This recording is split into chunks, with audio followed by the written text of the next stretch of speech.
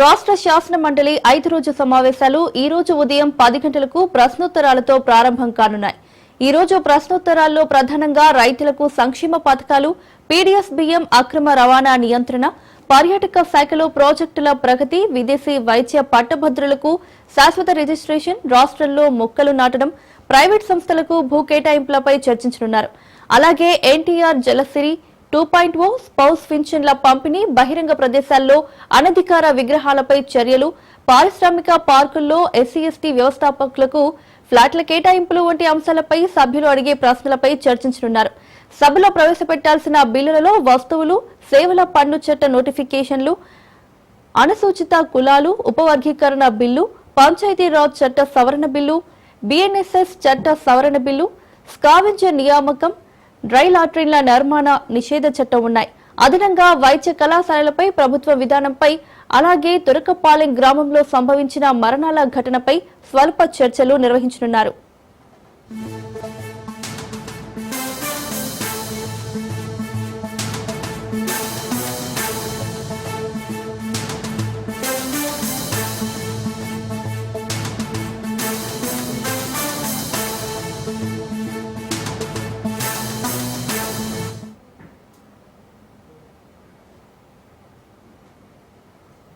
రాష్ట్ర శాసన మండలి 5 రోజు సమావేశాలు ఈ రోజు ఉదయం 10 గంటలకు ప్రశ్నోత్తరాలతో ప్రారంభం కానున్నాయి. ఇక ఇదే అంశానికి సంబంధించి మరింత సమాచారం మా రిపోర్టర్ వాసు అందిస్తారు. వాసు. Thank you Mounika. ఈ రోజున 5వ రోజు ఏపీ సమావేశాలు కూడా ప్రారంభం కానున్నాయి. అయితే ఇప్పటి వరకు 4 రోజుల సమావేశాల్లో నిన్న ఏపీ సీఎం చంద్రబాబు నాయుడు గారు కూడా వాటర్ సప్లై మీద, దానికి సంబంధించిన పబ్లిక్ హెల్త్ అండ్ క్యాంపెయిన్ మీద వైద్య ఆరోగ్య శాఖ అధికారులతో కూడా మాట్లాడటం కూడా జరిగింది. అదనంగా కొన్ని ప్రభుత్వాసుపత్రులు, కొందరు ఉద్యోగ నియామకాల గురించి ఏపీ సీఎం గారు మాట్లాడారు. అంటే ఆంధ్రప్రదేశ్ ఆంధ్రప్రదేశ్ గా మార్చేందుకు ఎటువంటి నిర్ణయాలు తీసుకోవాలంటే నిర్ణయాలు తీసుకోమని చెప్పేసి కూడా ప్రిన్సిపల్ సెక్రటరీ ఫర్ హెల్త్ కూడా ఆదేశాలు జారీ చేశారు. అయితే ఈ రోజు క్వశ్చన్ అవర్ లో కూడా సమావేశాలు ప్రారంభంగా అమరావతి అభివృద్ధి పనుల మీద, ఉద్యోగుల టీఆర్సీ మీద, అలాగే చిత్తూరు జిల్లాలో విశ్వవిద్యాలయాల ఏర్పాటు, నూతన బాలికా సంరక్షణ చట్టం, జీవీఎంసీ ప్రధాన రహదారి మురుగునీటి పారుదల వ్యవస్థ మీద, అయితే చంపావతి నీటి వినియోగం మీద, స్కూల్ విద్యార్థులకు యూనిఫామ్లు, సభ్యుల ప్రశ్నలు, 2 బిల్లుల అసెంబ్లీలో ప్రవేశపెడుతుంది ప్రభుత్వం. గ్రామ వార్డు సచివాలయ సవరణ బిల్లు కూడా ప్రవేశపెడుతుంది. దాంతో పాటుగా ఆక్వాకల్చర్ డెవలప్మెంట్ అథారిటీ సవరణ బిల్లు ప్రవేశపెడుతున్నారు. అయితే క్షుణ్ణంగా ఈ రోజున కొన్ని క్వశ్చన్లు కూడా సభ్యులు అడుగున్నారు. ఇప్పటికే ఈ క్వశ్చన్ అన్నింటి మీద కూడా ఏపీ సీఎం, దానికి సంబంధించిన శాఖ మంత్రులు కూడా సమావేశం చెప్తున్నారు. అయితే ఉద్యోగులకు పీఆర్సీ ఎంత ఇవ్వాలి ఏంటనేది కూడా ఈ రోజు నిర్ణయం తీసుకున్నారు. దీని మూలంగా ఈ ఉద్యోగులందరూ కూడా ఆశాభావం వ్యక్తం చేస్తున్నారు. అట్లాగే చిత్తూరు జిల్లాలో కూడా విశ్వవిద్యాలయ ఏర్పాట్లు కూడా ఈ రోజు దీనికి అసెంబ్లీ ద్వారా తీర్మానం చేయనున్నారు. నూతన బాలికా సంరక్షణ చట్టం దీన్ని ప్రత్యేకంగా తీసుకొస్తారంటే బాలికలకు మనం ఎటువంటి వసతులు కల్పించాలి. ఇప్పటికే కేంద్రం నుంచి కూడా ఈ బాలికా సంరక్షణ విధానాలు కూడా అమల్లో ఉన్నాయి. వాటిని సవరణ చేసి ఏపీలు కూడా ఈ బాలిక సంరక్షణ విధానానికి ఎలా చేయాలి ఏంటి చెప్పేసి కూడా అన్నారు. జీవీఎంసీ ప్రధాన రహదారి పారాల మీద కూడా మాట్లాడతారు. మనకి ప్రధాన రహదారులు ఏమిటా డ్రైనేజీ వ్యవస్థను కూడా నెలకొల్పాలి. డ్రైనేజీ వ్యవస్థ లేకపోవడం మూలంగానే మనకి వర్షాలు పడినప్పుడు కూడా పూర్తిగా రోడ్లన్నీ అస్తవ్యస్తమైతే పలు వ్యాధులు కూడా సంబంధించే పరిస్థితి కూడా కనిపిస్తుంది. దీంతో పాటుగా డ్రైనేజీ వ్యవస్థ పునరుద్ధరించడం, అలాగే రోడ్డు రహదారులు కూడా ఎక్కువగా ఈ వర్షానికి డ్యామేజ్ కాకుండా కూడా బీటీ రోడ్డు వేయాలని తీర్మానం చేయడం కూడా జరుగుతుంది. దీంతో పాటుగా చంపావతి నీటి వినియోగం, అంటే ఇప్పటి వరకు కూడా ఈ చంపావతి నీటి వినియోగాన్ని మంచినీటికి ఎటువంటి తాగునీరు కానీ చేస్తారని చెప్పుకోవడం, విద్యార్థులకు యూనిఫామ్ పైన కూడా సభ్యులు ప్రశ్నలు అడిగారు. అయితే రాష్ట్రం అంతటా కూడా ఒకే రకమైన యూనిఫామ్ సరఫరా చేయాలని చెప్పేసి కూడా దీనికి ఒక నిర్ణయం తీసుకున్నారు. 2వ బిల్లు అసెంబ్లీలో ప్రవేశపెట్టింది. దీనిపైన కూడా 2వసారి బిల్లు ప్రవేశపెట్టినారు. గ్రామ వార్డు సచివాలయాల సవరణ బిల్లు, అంటే గతంలో కూడా ఈ గ్రామ వార్డు సచివాలయాలు కూడా మనకి ఎప్పుడైతే వాళ్ళు పనిచేస్తున్నారో సచివాలయ ఉద్యోగులు వీళ్ళందరూ కూడా కొంత టెంపరీ ఉద్యోగులు ఉన్నారు. వీళ్ళందరికీ రెగ్యులేషన్ బిల్లు కూడా ప్రవేశపెట్టుకున్నారు. అంటే అంతర్జాతీయ ఎగుమతులు, మనకి ఆక్వాకల్చర్ ద్వారా కూడా అంతర్జాతీయ ఎగుమతులు చేయనున్నారు. ఈ అంతర్జాతీయ ఎగుమతులకు సంబంధించి గోదావరి జిల్లాల మంత్రులు అలాగే ఎమ్మెల్యేలు కూడా కొంత వెసులుబాటు కల్పించాలి. కొంత వెసులుబాటు కల్పించడంతో పాటుగా ఈ ఆక్వా రంగం ఎగుమతుల పైన కూడా సవరణ బిల్లు చేయాలని చెప్పేసి కూడా ప్రభుత్వాన్ని కోరారు. దీనిపైన కూడా ఏపీ సీఎం చంద్రబాబు నాయుడు ఈ రోజున ఆక్వా కల్చర్ డెవలప్మెంట్ బిల్లు ప్రవేశపెట్టడంతో పాటుగా ఆక్వా కల్చర్ ఎలా అభివృద్ధి చేయాలి, అలాగే మంచి నీటిలోను ఉప్పు నీటిలో కూడా ఎలా అభివృద్ధి చేయాలి, ఈ ఆక్వాకల్చర్ డెవలప్మెంట్ కూడా ప్రత్యేకంగా ఆ సీడ్ ఫ్యాక్టరీని కూడా ఏర్పాటు చేయాలని చెప్పేసి కూడా చంద్రబాబు నాయుడు గతంలోని ఎమ్మెల్యేలు మంత్రులు వినియోగిస్తున్నారు. దీనిపైన కూడా ఒక బిల్లు ప్రవేశపెట్టనున్నారు. Right Vas, thank you.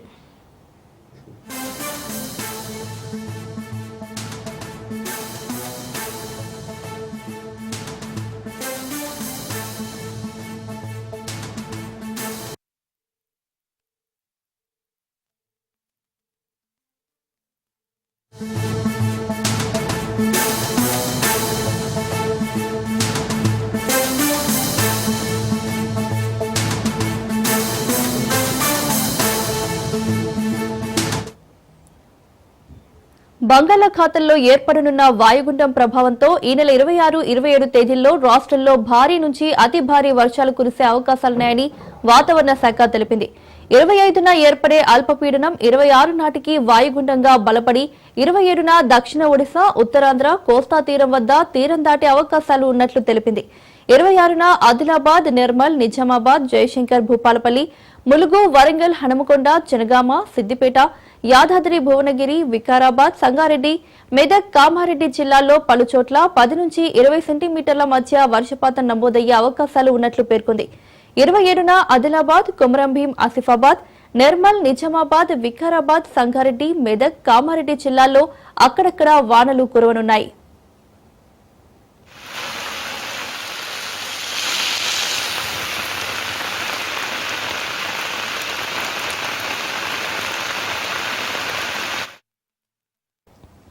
తెలంగాణకు రాబోయే వారం రోజుల పాటు విస్తారంగా వర్షాలు పడే అవకాశం ఉందని వాతావరణ శాఖ తెలిపింది. సెప్టెంబర్ 23, 24, 25 తేదీల్లో కొన్ని జిల్లాల్లో అక్కడక్కడ భారీ వర్షాలు, 26, 27 తేదీల్లో భారీ వర్షాలతో పాటు అతి భారీ వర్షాలు కురిసే అవకాశం ఉందని వాతావరణ శాఖ తెలిపింది. భారీ వర్షాల హెచ్చరికతో జిల్లా అధికారులను, యంత్రాంగంతో పాటు నగరంలోని అధికారులను, జీహెచ్ఎంసీ, హైడ్రా, మాన్సూన్, డీఆర్ఎఫ్ బృందాలను వాతావరణ శాఖ అలర్ట్ చేసింది. సెప్టెంబర్ 23న తెలంగాణలోని ములుగు, భద్రాద్రి కొత్తగూడెం, ఖమ్మం, నల్గొండ, సూర్యాపేట, మహబూబాబాద్, వరంగల్, హనుమకొండ, జనగాం, సిద్దిపేట, యాదాద్రి, భువనగిరి, రంగారెడ్డి, హైదరాబాద్, మేడ్చల్, మల్కాజ్గిరి, వికారాబాద్, సంగారెడ్డి, మహబూబ్ నగర్, నాగర్ కర్నూల్, వనపర్తి, నారాయణపేట, జోగులాంబ, గద్వాల్ జిల్లాల్లో అక్కడక్కడ భారీ వర్షాలు కురిసే అవకాశం ఉందని ఎల్లో అలర్ట్ జారీ చేసింది. ఉరుములు, మెరుపులు, ఈదురుగాలులు, గంటకు 30 నుంచి 40 కిలోమీటర్ల వేగంతో కూడిన వర్షాలు అన్ని జిల్లాల్లో అక్కడక్కడ కురిసే అవకాశం ఉందని తెలిపింది.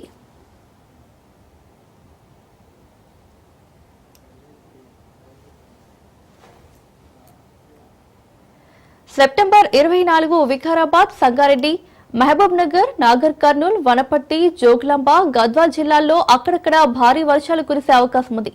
సెప్టెంబర్ 25 నాటికి తూర్పు మధ్య బంగాళాఖాతం, దాని సమీపంలోని ఉత్తర బంగాళాఖాతం ప్రాంతంలో ఒక అల్పపీడన ప్రాంతం ఏర్పడే అవకాశం ఉంది. తదుపరి ఆ అల్పపీడనం పశ్చిమ వాయువ్య దిశలో కదిలి వాయువ్య, దాని సమీపంలోని పశ్చిమ మధ్య బంగాళాఖాతం ప్రాంతంలో దక్షిణ ఒడిశా, ఉత్తరాంధ్ర, కోస్తా తీర సమీపంలో సెప్టెంబర్ 26వ నాటికి వాయుగుండంగా బలపడే అవకాశం ఉంది. తదుపరి ఈ వాయుగుండం దక్షిణ ఒడిశా, ఉత్తరాంధ్ర, కోస్తా తీర ప్రాంతంలో సెప్టెంబర్ 27 నాటికి తీరాన్ని దాటే అవకాశం ఉంది. దీంతో 26, 27న భారీ వర్షాలతో పాటు అతి భారీ వర్షాలు కురిసే అవకాశం ఉందని వాతావరణ శాఖ తెలిపింది. ఇక ఇదే అంశానికి సంబంధించి మరింత సమాచారం మా రిపోర్టర్ సైదులు అందిస్తారు. సైదులు. మౌనిక, తెలంగాణలో కొద్ది రోజులుగా వర్షాలు దంచి కొడుతున్నాయి. ఎడతెరిపి లేని వర్షాలతో ప్రజలు ఇబ్బందులు ఎదుర్కొంటున్నారు. లోతట్టు ప్రాంతాలు జలమయం అవుతున్నాయి. ముఖ్యంగా హైదరాబాద్ లోను వానలు దంచి కొడుతుండటంతో నగర వాసులకు ఇబ్బందులు తప్పడం లేదు. ఒక పక్క వర్షాలు దంచి కొడుతుండగా మరోసారి హైదరాబాద్ వాతావరణ కేంద్ర అధికారులు రాష్ట్రానికి రెయిన్ అలర్ట్ జారీ చేశారు. ఈ నెల 27వ తేదీ వరకు రాష్ట్రంలోని పలు జిల్లాల్లో భారీ నుంచి అతి భారీ వర్షాలు కురుస్తాయని హెచ్చరికలు జారీ చేశారు. బంగాళాఖాతంలో ఏర్పడనున్న వాయుగుండం ప్రభావంతో ఈ నెల 26, 27 తేదీల్లో రాష్ట్రంలో భారీ నుంచి అతి భారీ వర్షాలు కురిసే అవకాశాలున్నాయని వాతావరణ శాఖ తెలిపింది. 25వ తేదీన ఏర్పడే అల్పపీడనం 26వ తేదీ నాటికి వాయుగుండంగా బలపడుతుందని, ఈ నెల 27న దక్షిణ ఒడిశా, ఉత్తరాంధ్ర, కోస్తా తీరం వద్ద తీరం దాటే అవకాశాలున్నట్లు వాతావరణ శాఖ అంచనా వేసింది. అక్టోబర్ 26వ తేదీన జనగామ, సిద్దిపేట, యాదాద్రి, భువనగిరి, వికారాబాద్, సంగారెడ్డి, మెదక్, కామారెడ్డి, ఆదిలాబాద్, నిర్మల్, నిజామాబాద్, జయశంకర్, భూపాలపల్లి, ములుగు, వరంగల్, హన్మకొండ జిల్లాల్లో పలు చోట్ల భారీ వర్షాలు కురుస్తాయని వాతావరణ శాఖ పేర్కొంది. ఆయా జిల్లాల్లోని పలు ప్రాంతాల్లో 10 నుంచి 20 సెంటీమీటర్ల మధ్య వర్షపాతం కూడా నమోదయ్యే అవకాశాలు ఉన్నట్లు వాతావరణ శాఖ అంచనా వేసింది. అప్రమత్తంగా ఉండాలని హెచ్చరిక జారీ చేసింది. అవసరమైతే రెడ్ అలర్ట్ కూడా ప్రకటించే అవకాశం ఉన్నట్లు కూడా చెప్తున్నది. అక్టోబర్ 27వ తేదీన సంగారెడ్డి, మెదక్, కామారెడ్డి, ఆదిలాబాద్, కొమరంభీం, ఆసిఫాబాద్, నిజామాబాద్, నిర్మల్, వికారాబాద్ జిల్లాల్లో అక్కడక్కడ వర్షాలు కురిసే అవకాశం ఉందని వాతావరణ శాఖ పేర్కొంది. భారీ వర్షాల నేపథ్యంలో లోతట్టు ప్రాంతాల ప్రజలు అప్రమత్తంగా ఉండాలని హెచ్చరికలు జారీ చేశారు. భారీ వర్షాల నేపథ్యంలో గంటకి 40 నుంచి 50 కిలోమీటర్ల వేగంతో బలమైన వీదురుగాలులు వీస్తాయని, కొన్ని చోట్ల ఉరుములు మెరుపులతో కూడిన వర్షాలు కురుస్తాయని వాతావరణ శాఖ పేర్కొంది. మరోవైపు ఇవాళ రేపు రాష్ట్రంలోని పలు జిల్లాల్లో మోస్తారు నుంచి భారీ వర్షాలు కురుస్తాయని వాతావరణ శాఖ తెలిపింది. హైదరాబాద్ నగరంలోని ఈ రోజు భారీ వర్షం కురిసే అవకాశం ఉందని, ముఖ్యంగా సాయంత్రం సమయంలో వర్షం కురిసే అవకాశం ఉన్నట్లుగా వాతావరణ శాఖ తెలుపుతుంది. ప్రజలందరూ కూడా అప్రమత్తంగా ఉండాలని హెచ్చరిక జారీ చేసింది. హైదరాబాద్ లో కురుస్తున్న భారీ వర్షాలకు లోతట్టు ప్రాంతాలు పూర్తిగా జలమయం అయ్యాయి కాబట్టి అందుకు మరోసారి ఈ రోజు సాయంత్రం భారీ వర్షం కురిసే అవకాశం ఉన్న నేపథ్యంలో లోతట్టు ప్రాంతాలు ఉన్నటువంటి ప్రజలందరూ కూడా అప్రమత్తంగా ఉండాలని హెచ్చరిక జారీ చేసింది. హైదరాబాద్ మొత్తం దాదాపుగా 10 సెంటీమీటర్ల వర్షపాతం కొన్ని ప్రాంతాల్లో పడే అవకాశం ఉన్నట్లు చెప్తుంది. దానిలో భాగంగా ఏ ప్రాంతాల్లో ఎంత పెద్ద మొత్తంలో వర్షపాతం నమోదయ్యే అవకాశం ఉన్నట్లు ఈ రోజు మనకి మధ్యాహ్నం సమయంలో తెలిసే అవకాశం కనిపిస్తుంది. ఎందుకంటే ఆయా ప్రాంతాలు పూర్తిగా జలమయం అవడంతో మనకి 10 సెంటీమీటర్ల నుంచి 14 సెంటీమీటర్ల వర్షపాతం కొన్ని ప్రాంతాల్లో నమోదవుతుంది కాబట్టి సో అందుకు కొంత అప్రమత్తంగా ఉండాల్సిన అవసరం ఉంది. అవసరమైతే ఆయా లోతట్టు ప్రాంత ప్రజలను సురక్షిత ప్రాంతాల్లో కూడా తరలించాల్సిన అవసరం ఉంటుంది. ఇంకా హిమాయత్ సాగర్, ఉస్మాన్ సాగర్ నిండుకుండలా ఉన్నాయి. ఎందుకంటే కురుస్తున్నటువంటి వర్షాలకు ఎప్పుడైనా సరే గేట్లు తెరిచే అవకాశం ఉన్న నేపథ్యంలో ఈ యొక్క మూసీ పరివాహక ప్రాంత ప్రజలను ఎప్పటికప్పుడు అప్రమత్తం చేస్తున్నారు. అవసరమైతే వాళ్ళందరినీ కూడా సురక్షిత ప్రాంతాలకు తరలించేందుకు కూడా ప్లాన్ చేస్తున్నారు. ఎందుకంటే మనకి ఈ రోజు సాయంత్రం నుంచి కంటిన్యూగా మనకి 27 వరకు కూడా తెలంగాణ రాష్ట్రంలో విస్తారంగా వర్షాలు కురిసే అవకాశం ఉన్న నేపథ్యంలో అందుకు అధికారులందరూ కూడా అప్రమత్తంగా ఉండాలని ముఖ్యమంత్రి రేవంత్ రెడ్డి అధికారులకు ఆదేశాలు జారీ చేశారు. జిల్లా కలెక్టర్తో అవసరమైతే టెలికాన్ఫరెన్స్ కూడా నిర్వహించే అవకాశం కనిపిస్తుంది. ఎందుకంటే జిల్లా కలెక్టర్తో ఎప్పటికప్పుడు టెలికాన్ఫరెన్స్ నిర్వహించి వాగులు, వంకలు అన్ని కూడా పూర్తిగా నిండి ఉన్నాయి కాబట్టి ఈ యొక్క కురుస్తున్నటువంటి వర్షాలకి ఈ యొక్క చెరువులు ముఖ్యంగా ఆనకట్టలు తెగితే కొన్ని ప్రమాదాలు చోటు చేసుకునే అవకాశం ఉంటుంది కాబట్టి సో ఎప్పటికప్పుడు పరిస్థితిని అంచనా వేయాలని చెప్పేసి కూడా జిల్లా కలెక్టర్లకు ఆదేశాలు జారీ చేసే అవకాశం కనిపిస్తుంది. రాష్ట్రంలో విస్తారంగా వర్షాలు కురుస్తున్న నేపథ్యంలో మనకి ఈ నెల 29 వరకు కూడా భారీ వర్షాలు ఉన్నాయి. తర్వాత అక్టోబర్ 10 వరకు కూడా నైరుతి ఋతుపవనాల ప్రభావం తెలంగాణ రాష్ట్రంలో ఉండే అవకాశం ఉన్నట్లు వాతావరణ శాఖ తెలిపింది. అక్టోబర్ 10 వరకు కూడా మనకి వర్షాలు కురిసే అవకాశం ఉంది. దాని తర్వాత ఇక ఈశాన్య ఋతుపవనాల వల్ల మనకి అప్పుడప్పుడు కొంత యొక్క వర్ష ప్రభావ పరిస్థితులు మనకి తెలంగాణలో ఉన్నప్పటికీ కూడా ఇంత పెద్ద మొత్తంలో వర్షం కురిసే అవకాశం ఉండదని చెప్పేసి కూడా వాతావరణ శాఖ నిన్న రాజుతో చెప్పడం జరిగింది. కాబట్టి మనకి రాబోయే 2 రోజులు తెలంగాణ రాష్ట్రంలో విస్తారంగా భారీ వర్షాలు కురిసే అవకాశం ఉన్న నేపథ్యంలో ప్రజలందరూ కూడా అప్రమత్తంగా ఉండాలని వాతావరణ శాఖ హెచ్చరిక జారీ చేసింది. Mounika. Right Saidu, thank you.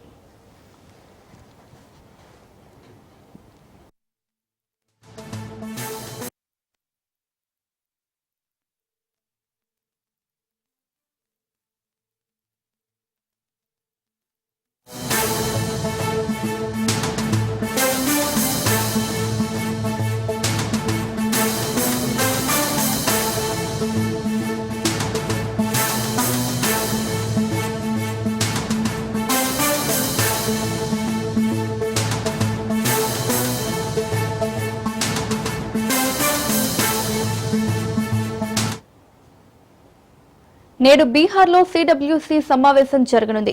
Bihar assembly ఎన్నికల నేపథ్యంలో కాంగ్రెస్ పార్టీ పాట్నాలో సమావేశం నిర్వహిస్తోంది. బీహార్ ఎన్నికల్లో ప్రచార వ్యూహం, ఓట్ చోరీ, పార్టీ సంస్థాగత మార్పులపై సిడబ్ల్యూసీలో చర్చించనున్నారు. సమావేశానికి ఏఐసీసీ చీఫ్ ఖర్గే, రాహుల్, సోనియా, కాంగ్రెస్ పాలిత రాష్ట్రాల సీఎంలు పాల్గొనున్నారు. సిడబ్ల్యూసీ సమావేశంలో తెలంగాణ సీఎం రేవంత్ మంత్రులు పాల్గొనున్నారు.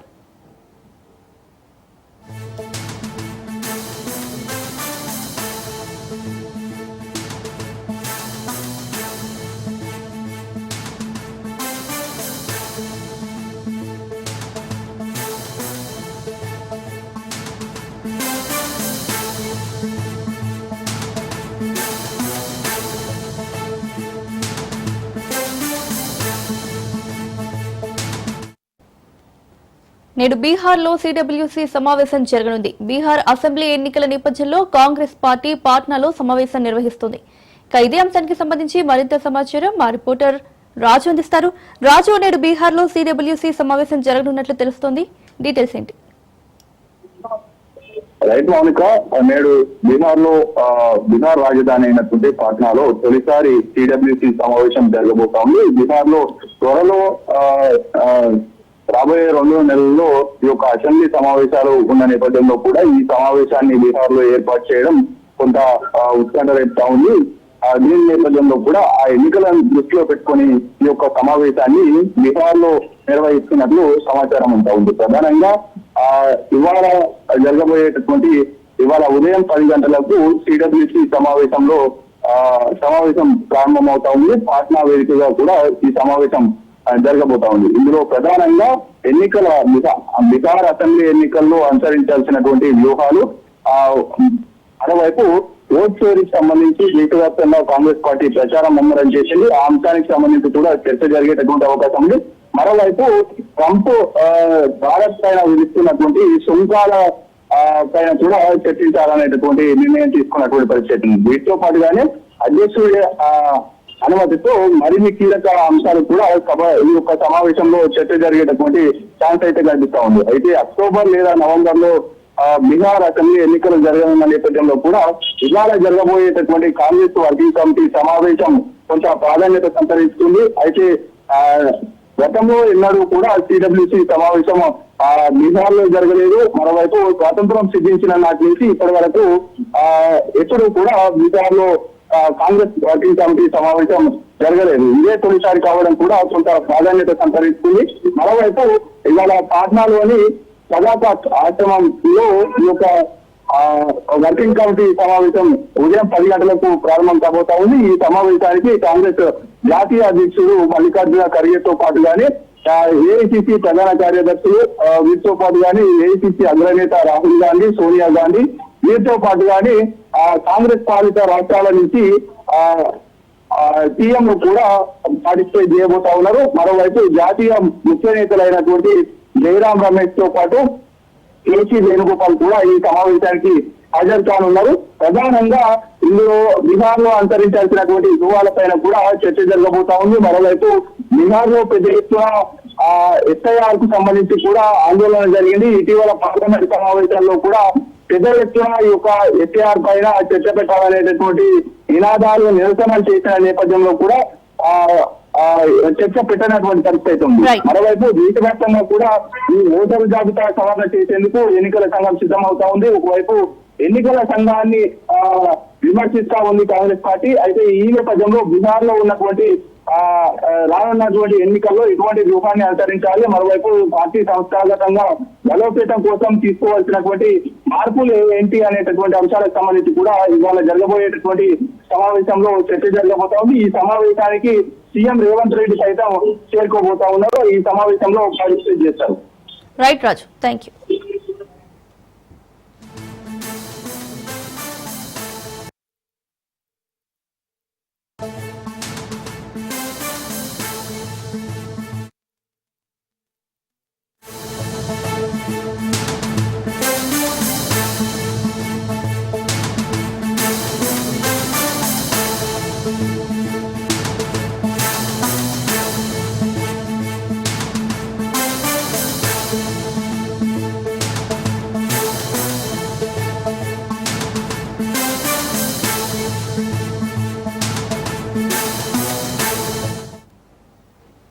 వైసీపీ అధినేత వైఎస్ జగన్ అధ్యక్షతన ఇవాళ ఆ పార్టీ విస్తృత స్థాయి సమావేశం జరగనుంది.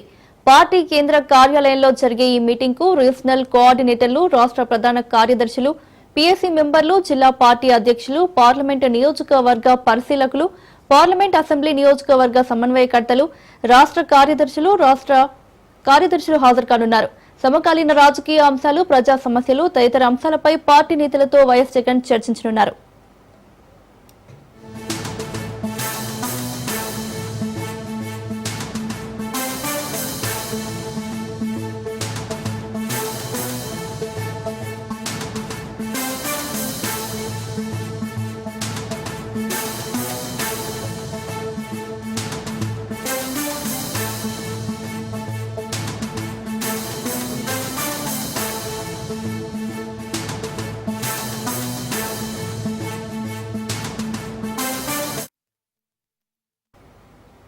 వైసీపీ అధినేత వైఎస్ జగన్ అధ్యక్షతన ఇవాళ ఆ పార్టీ విస్తృత స్థాయి సమావేశం జరగనుంది. పార్టీ కేంద్ర కార్యాలయంలో జరిగే ఈ మీటింగ్ కు రీజనల్ కోఆర్డినేటర్లు, రాష్ట్ర ప్రధాన కార్యదర్శులు, పీఎస్సీ మెంబర్లు, జిల్లా పార్టీ అధ్యక్షులు, పార్లమెంట్ నియోజకవర్గ పరిశీలకులు, పార్లమెంట్ అసెంబ్లీ నియోజకవర్గ సమన్వయకర్తలు, రాష్ట్ర కార్యదర్శులు హాజరు కానున్నారు. సమకాలీన రాజకీయ అంశాలు, ప్రజా సమస్యలు తదితర అంశాలపై పార్టీ నేతలతో వైఎస్ జగన్ చర్చించనున్నారు.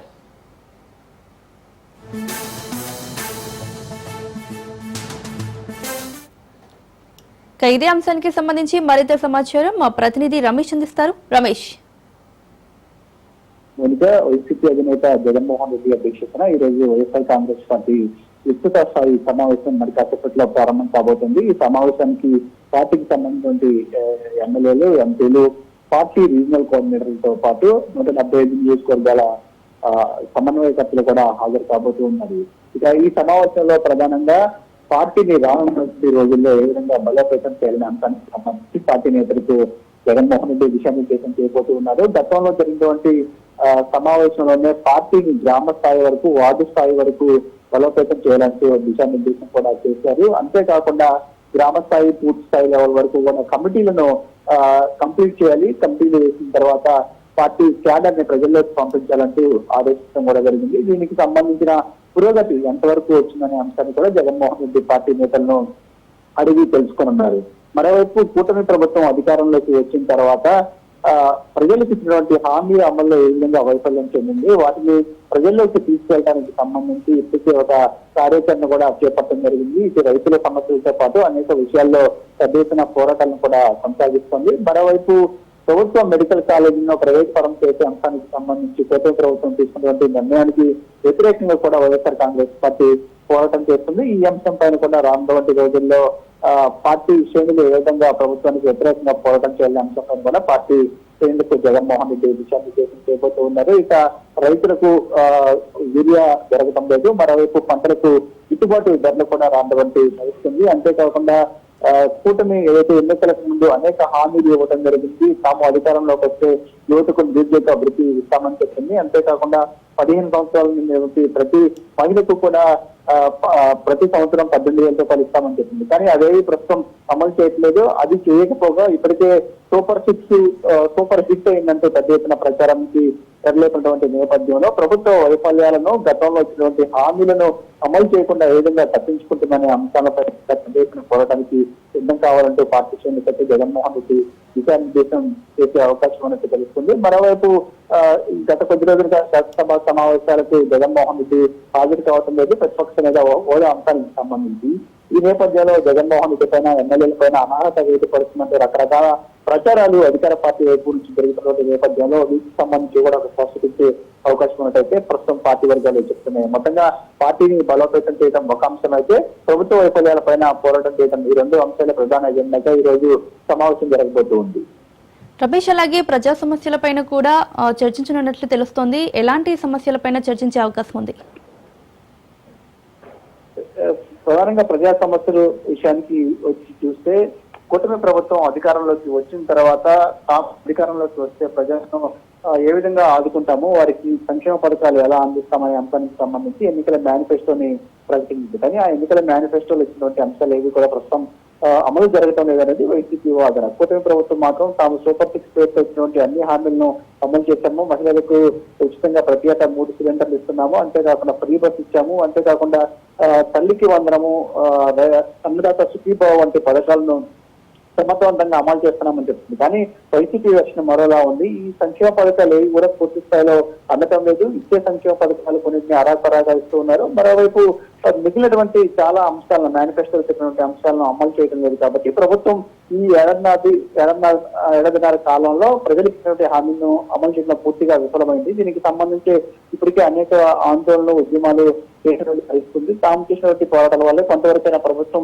దిగొచ్చి పేదలకు అదేవిధంగా ఇచ్చినటువంటి హామీలను అమలు చేస్తుంది. కాబట్టి మిగిలినటువంటి రోజుల్లో, రానున్నటువంటి రోజుల్లో ఈ మిగిలిన సంక్షేమ పథకాల అమలు కూడా ప్రభుత్వంపై ఒత్తిడి తీసుకువచ్చే దిశగా, ఈ ప్రభుత్వం పైన పోరాటాలు చేసే దిశగా కూడా ఒక కార్యాచరణ రూపొందించాలని జగన్మోహన్ రెడ్డి భావిస్తున్నారు. కాబట్టి ఈ అంశాలపైన కూడా పార్టీ నేతలతో ఈరోజు చర్చించబోతున్నారు. Right Ramesh, thank you.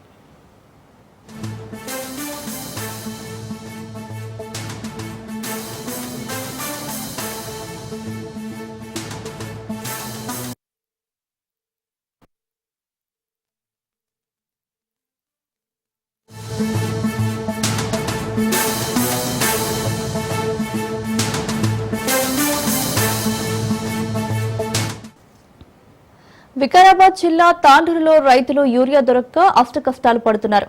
పంటలు వేసి 2 నెలలు గడిచినా పూర్తి స్థాయిలో యూరియా లభించకపోవడంతో రైతులు ఆందోళన చెందుతున్నారు.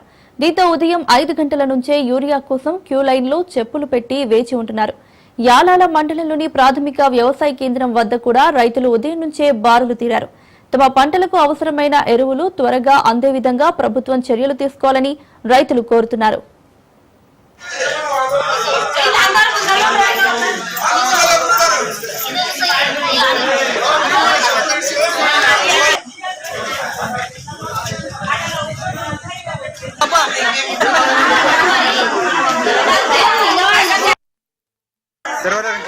ఇంకేం జరుస్తారు వాళ్ళు 9 అవుతుందో 10 అవుతుందో ఉండదని వాళ్ళు వస్తారు. తెచ్చాదిని మనం సరిగ్గా కావాలి. ఇక రాత్రి వచ్చిన వాళ్ళు సగం ఉండరు, అందువల్ల వచ్చిన వాళ్ళు సగం ఈ లైన్ కుప్పలు ఉండరు.